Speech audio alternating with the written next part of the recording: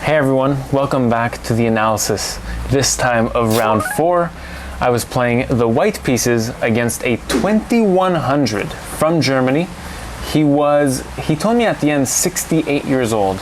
I prepared against him heavily. First of all, as the white pieces, I already know what my first move is because I play my first move. But I saw that this guy plays one of two openings, the Sicilian defense or E6, which is the French defense. Against the French defense, if you have seen my buying books vlog video that I posted recently, one of the books I bought was the winnower defense. Well, since before that video was posted, when I had bought the book, I have been studying this opening for the past 3 weeks, compiling a huge PGN, and finally I had a chance to play what I had prepared.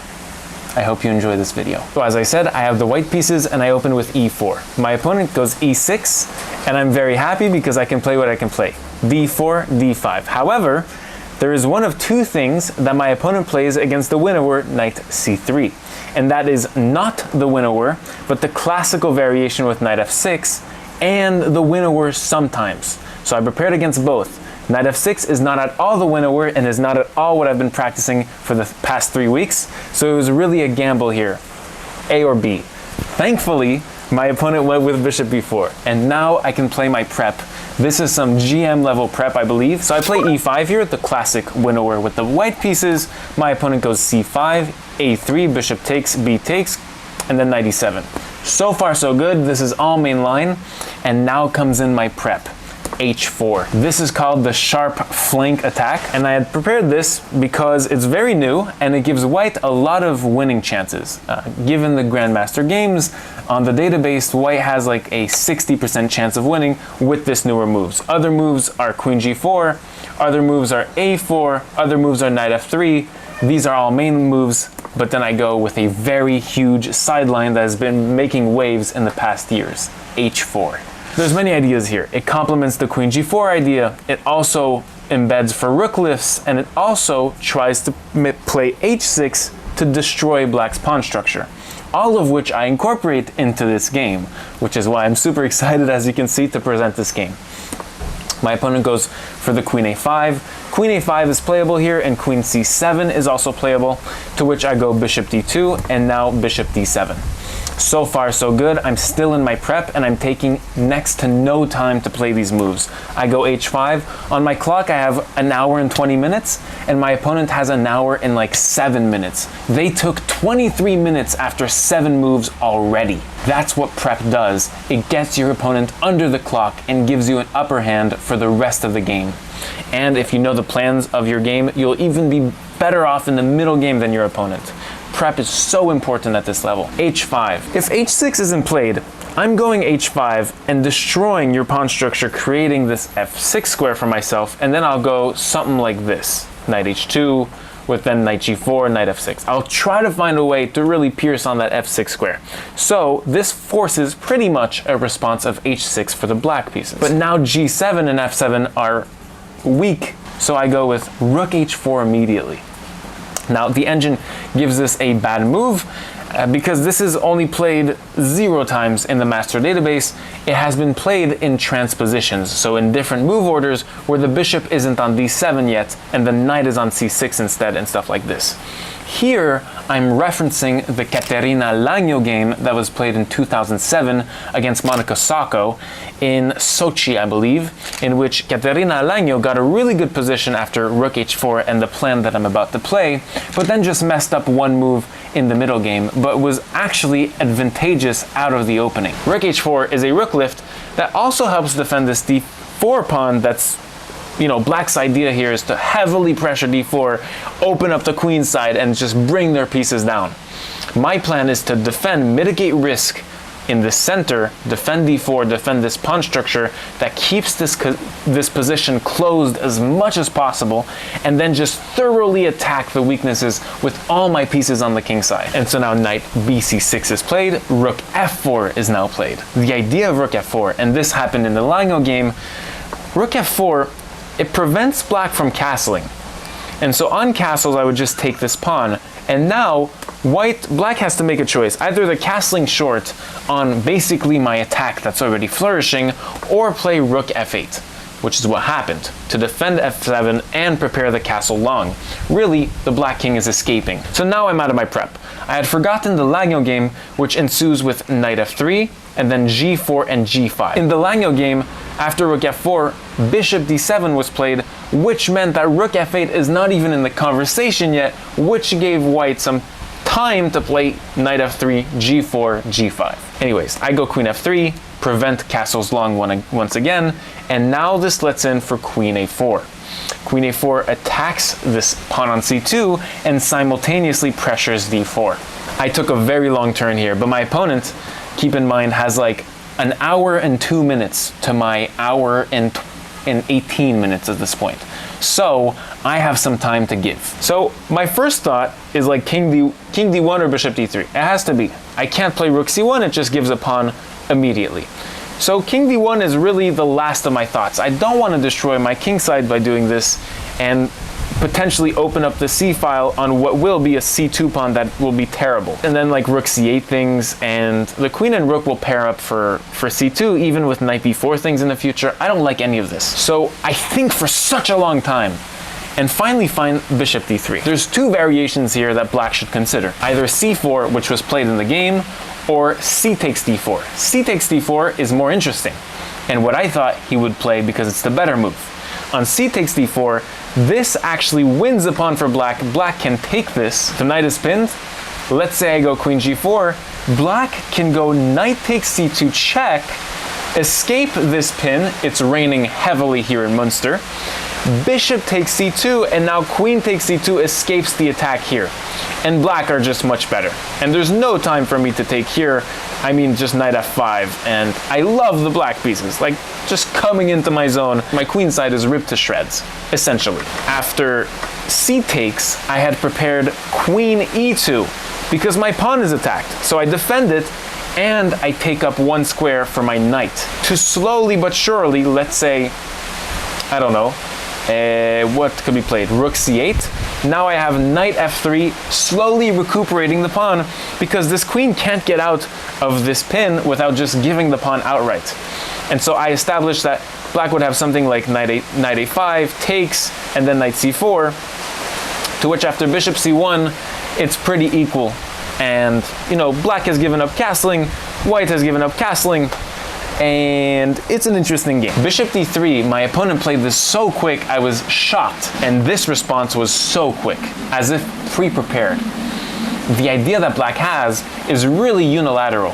After bishop g6, which looks like a winning move, right? You can't take my bishop because it gives up checkmate on f8. And you can't take my bishop here because after takes, queen takes c2 does not come in time to, I thought, rook takes, and then rook takes, and then queen takes, and then we're taking here. But apparently, the engine just told me that it's rook g8 here, and it's equal, about slight advantage for black, which I'm surprised about. G takes f7 is better, uncastling the king, and here is very equal, like 0-0-0 equal. So bishop g6, the problem about that is that bishop g6 now invites knight f5, attacking this bishop on g6, and now if I do, let's say g4, and attack this knight to really pipe down this f7 pawn, well then there's just f takes g6, and after takes, I really love black, g takes f5, and it looks like my attack is pretty well countered.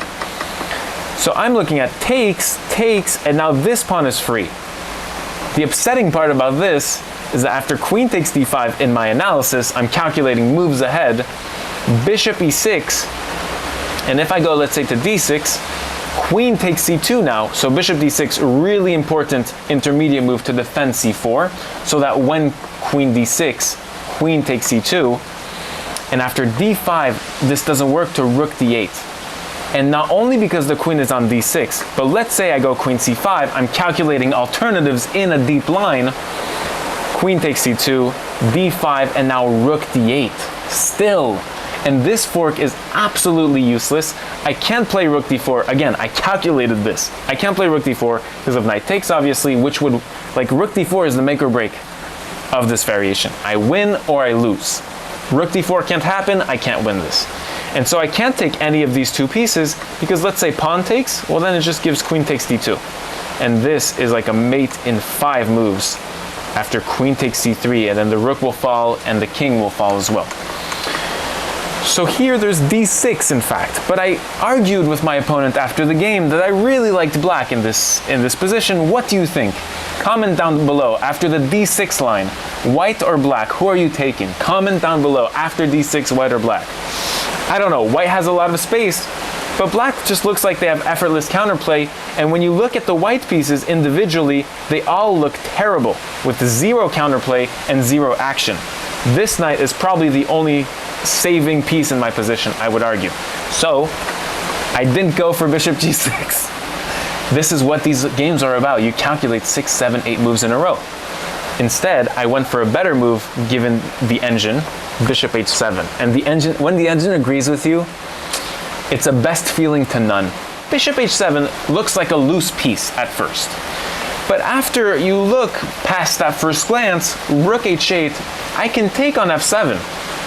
And you can't take my bishop because I have rook f8 checkmate. And of course, the bishop goes to h7 to defend this and maybe do bishop g6 later on in the future to attack f7, when knight f5 is not possible anymore.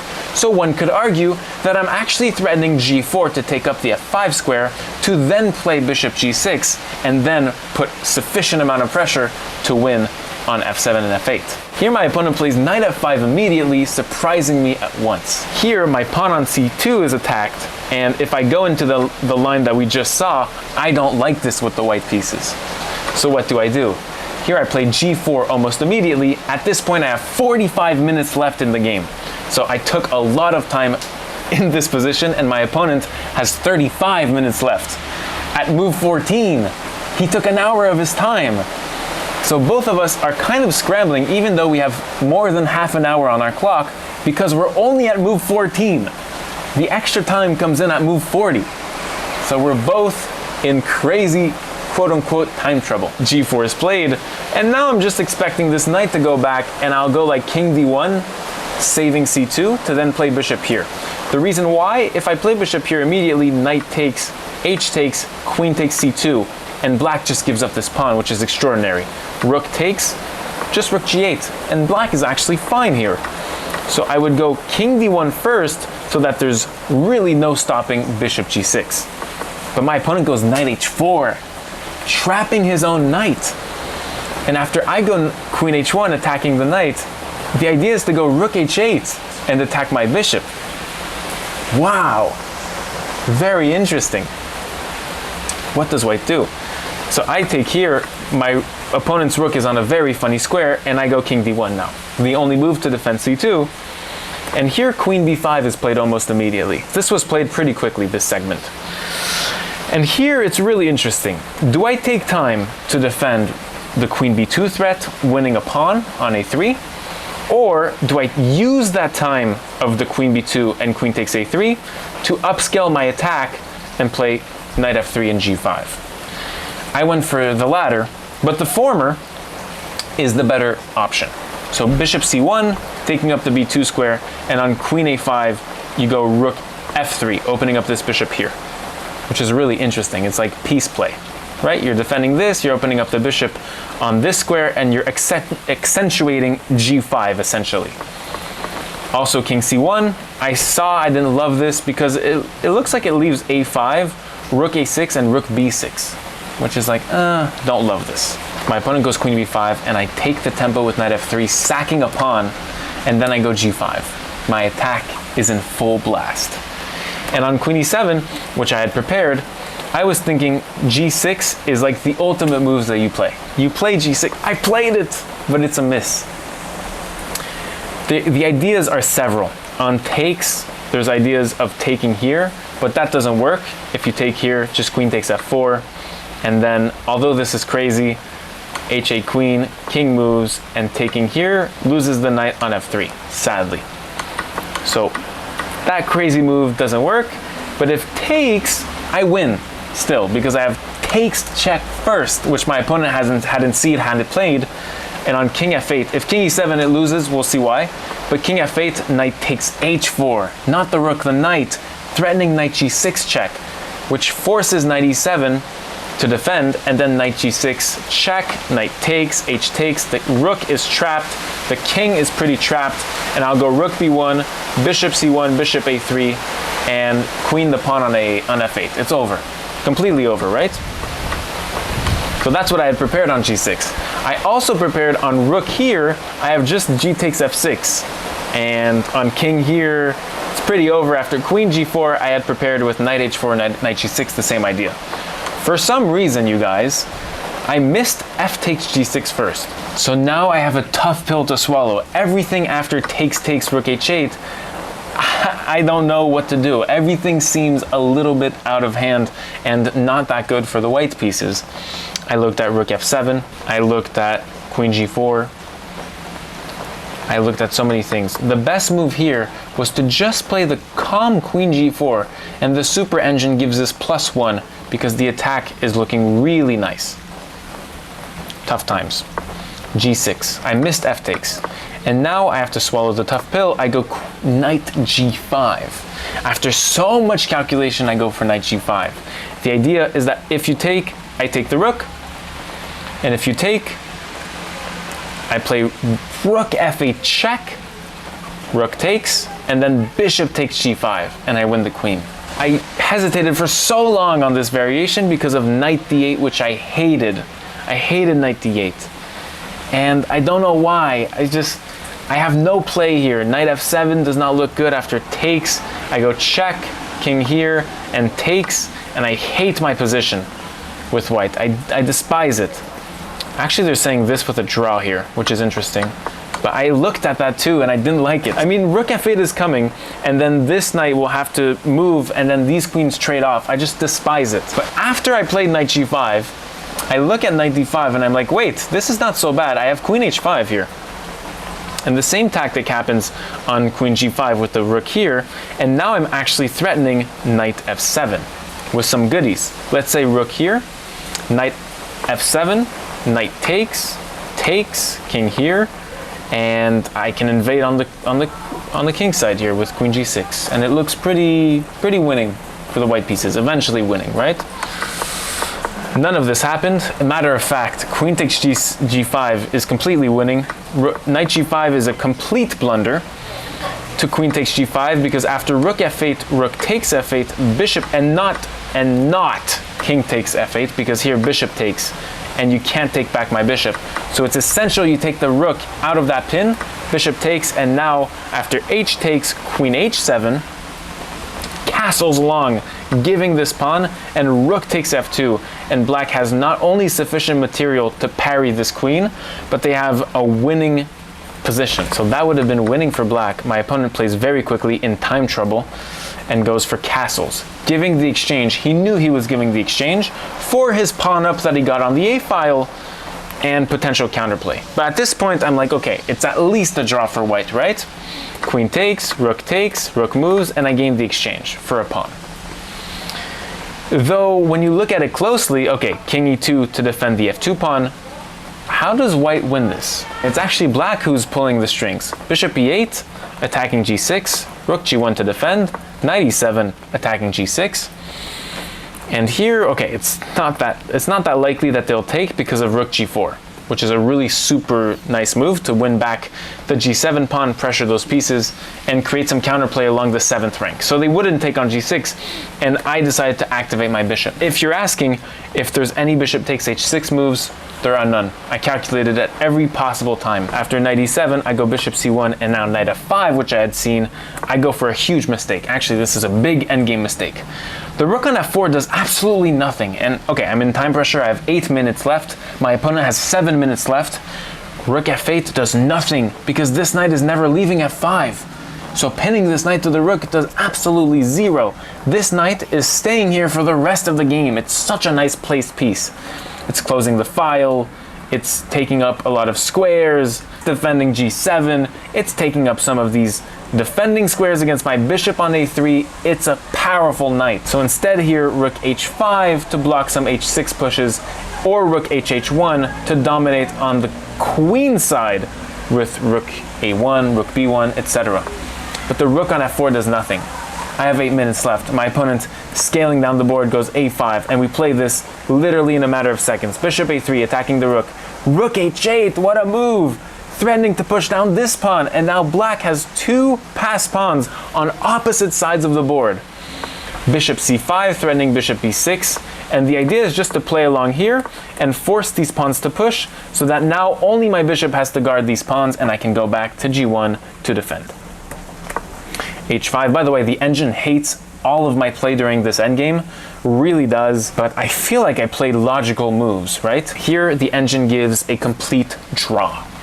King f3 is my plan, and now rook h6. And now we start to get scared, because if I lose this pawn, and this pawn becomes passed, black are playing for some winning chances. Time pressure again, we're at 37 moves, we get 30 minutes bonus time in 3 moves. I have 3 minutes about, my opponent has 5 minutes.